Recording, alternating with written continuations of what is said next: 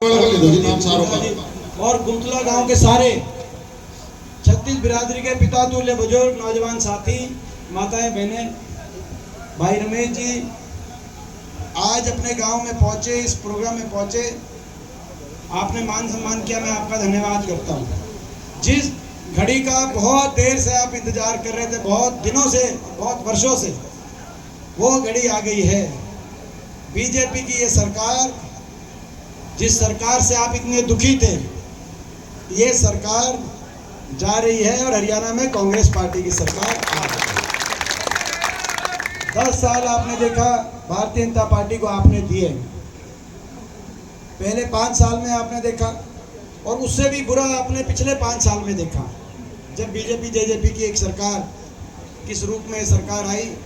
आपने देखा क्या परिस्थिति बनी। जो हरियाणा प्रदेश देश में 2014 से पहले विकास में सबसे आगे था, खुशहाली में सबसे आगे था, आज वो हरियाणा प्रदेश 10 साल की बीजेपी की सरकार के बाद देश में नंबर 1 बन गया बेरोजगारी में।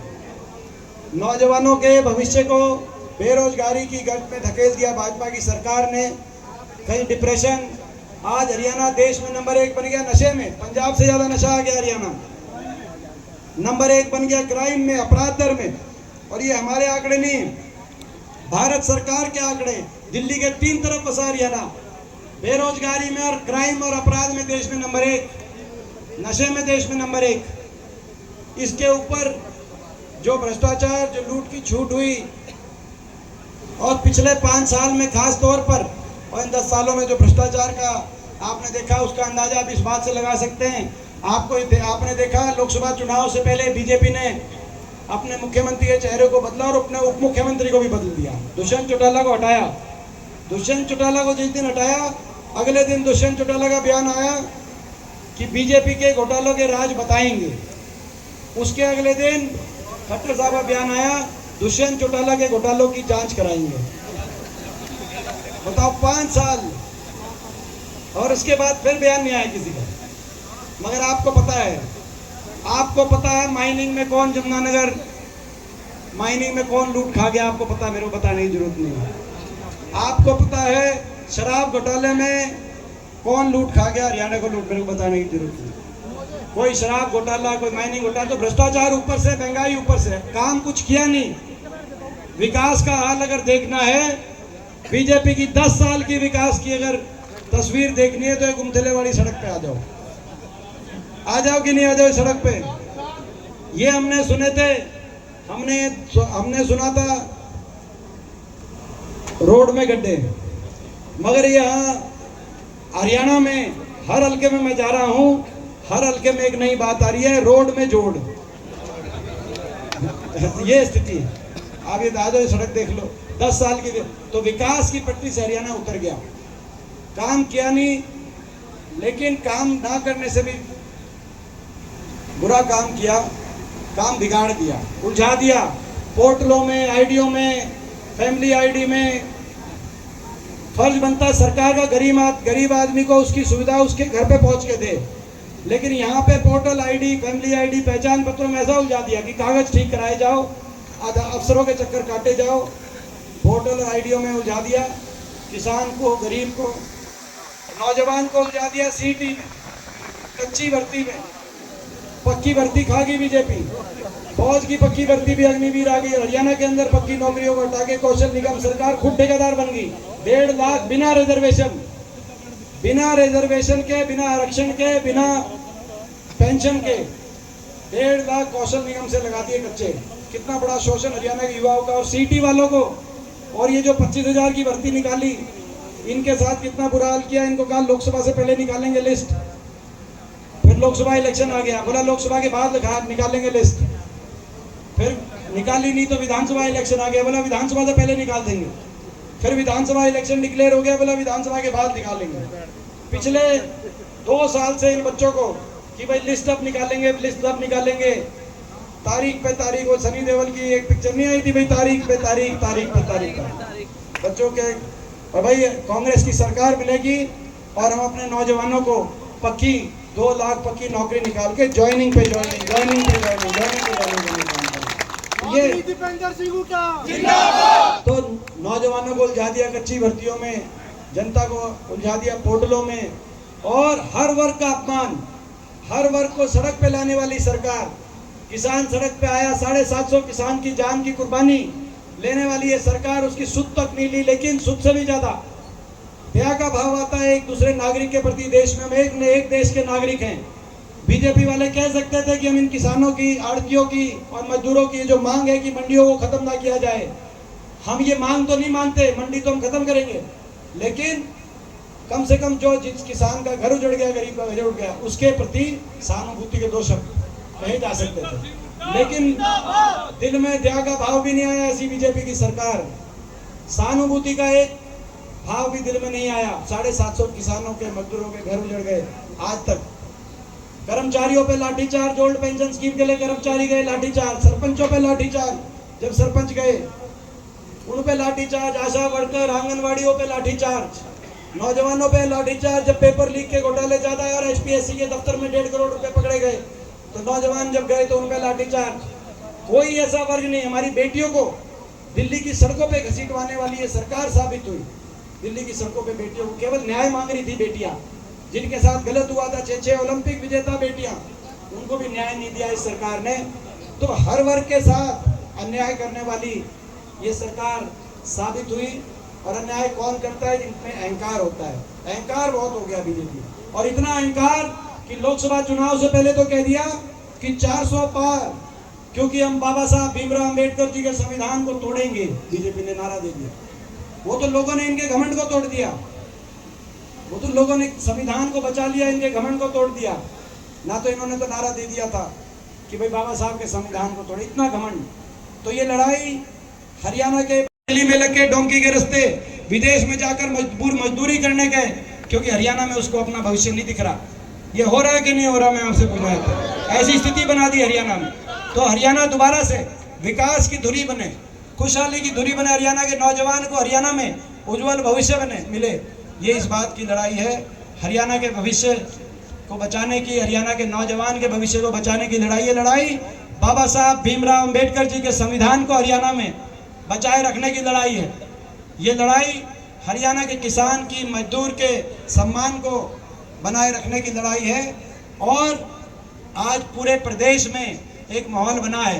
पूरे प्रदेश में एक एक जिले में आप रिपोर्ट लेना, चारों तरफ से एक ही खबर आ रही है कि बीजेपी सरकार जा रही है और कांग्रेस की सरकार आ रही है। और कांग्रेस सरकार आते ही फैसले करेंगे हर वर्ग के हित में। पहला फैसला करेंगे, बड़े बुजुर्गों को 1 महीने के बाद कितनी बुढ़ापा पेंशन? 6,000 बुढ़ापा पेंशन देने का, देश में सर्वाधिक बुढ़ापा पेंशन देने का काम। हमारी किसान को एमएसपी की गारंटी, कर्मचारी को ओल्ड पेंशन स्कीम, और ये जन विरोधी जो पोर्टल है भाई, ये जन विरोधी पोर्टल आईडी ये जाएंगी और जन सुविधाएं लोगों के घर घर तक पहुंचाई जाएंगी। और महिलाओं को, और यहाँ का रहने वाला नहीं है। अगर आप उसको कहोगे ना कि आप केवल से चुनाव क्यों नहीं लड़ते, मेरे को कह दो कि आप सोना से चुनाव लड़ो, मैं लड़ने के लिए तैयार हूँ, क्योंकि कुछ खोट नहीं है, उस आदमी में खोट है। इसलिए अगर उसको कहोगे ना कि आप केवल से चुनाव क्यों नहीं लड़ते, मना कर देगा, क्योंकि जो कारगुजारी उसने वहाँ की हुई ना, सब आदमियों को पता है। यहाँ के लोग बोले हैं, यहाँ के लोग इस प्रकार से बहकावे में आ जाते थे, लेकिन अब बहकावे में आने वाले नहीं है। और आने वाली 5 तारीख को यहाँ से एक वोट हाथ के निशान का बटन दबा करके हम सब यहाँ से बिशन लाल सैनी को चुनाव जिता करके और श्याम सिंह राणा की जमानत जब्त करा करके, अगर उसकी जमानत जब्त नहीं हुई तो भाई,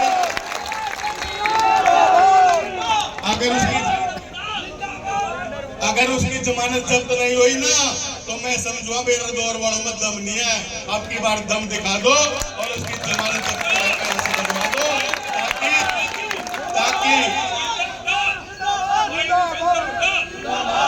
ताकि कोई भी बाहर का आदमी यहाँ बार चल के मैं मुंह ना मारे और भी कई आदमी जो है ना बाहर से आकर के आपकी वोट मांगने के लिए आएंगे।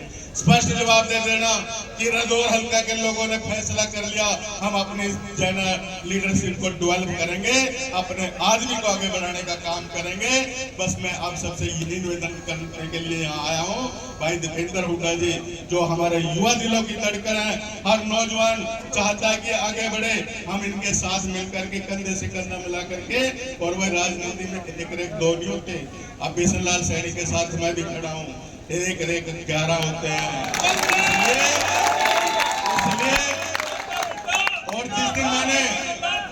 इसलिए और जिस दिन मैंने कांग्रेस पार्टी ज्वाइन करी थी, भाई साहब वहां थे, दीपेंद्र जी वहां कोठी पर थे, की कोठी पर ज्वाइन करी थी। बड़े साहब से मैंने बात करी थी, हुड्डा साहब से, मुख्यमंत्री साहब से, कि मुख्यमंत्री जी 12 सीटों में कैसा इलाज कर दूंगा, और अब 12 नहीं, कालके से लेकर के सोनीपत तक लाले पड़ रहे हैं। इतना बुरा हाल हो गया, इतना बुरा हाल हो गया, अरे इतना बुरा हाल हो गया इनका।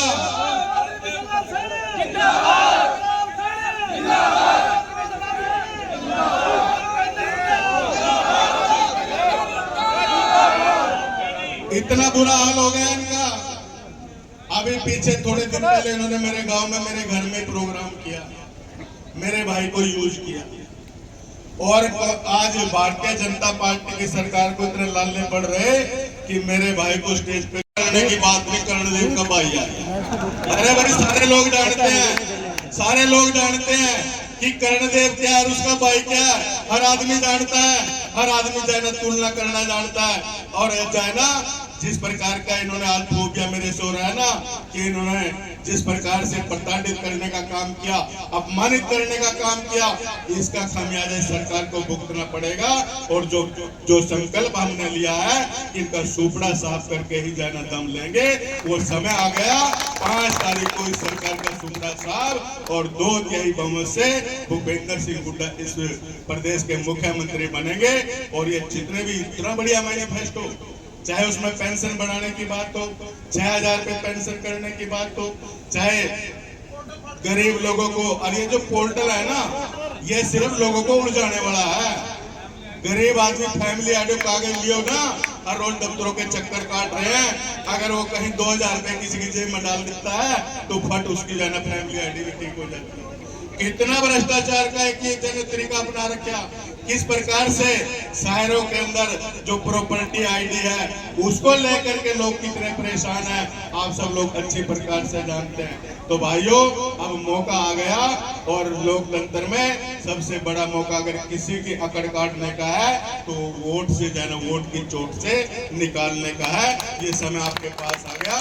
5 तारीख को इनका ऐसा इंतजाम कर दो कि कभी भी जाना लोगों की अनदेखी न करें, तो इस प्रकार का काम कर दो। और यहाँ से डॉक्टर बिशनलाल सैनी को यहाँ से इतना ताकत दे करके कि सारे जो देखते रह जब ये हो क्या गया, सबकी जमानतें जब्त, और सब यहाँ से अपना बोरी बिस्तर समेट करके अपनी अपनी जगह पर चले जाए। इस प्रकार का इलाज कर दो, बस समझ लो आपकी जन्म मेहनत पूरी हो गई, आपका जन्म संकल्प पूरा हो गया। बस मैं अपनी बात को समाप्त करते हुए, यहाँ हमारे नेता दीपेंद्र हुड्डा जी यहाँ हमारे बीच में आए, मैं अपने क्षेत्र की तरफ से, अपनी विधानसभा की तरफ से उनका यहाँ हार्दिक अभिनंदन करता हूँ, स्वागत करता हूँ, और उनको विश्वास दिलाता हूँ कि आने वाली 8 तारीख को जब रिजल्ट आएगा, रदौर से जब ढोल बजेगा, वो आपको आज तक आप तक पहुँचेगी। और बिशनलाल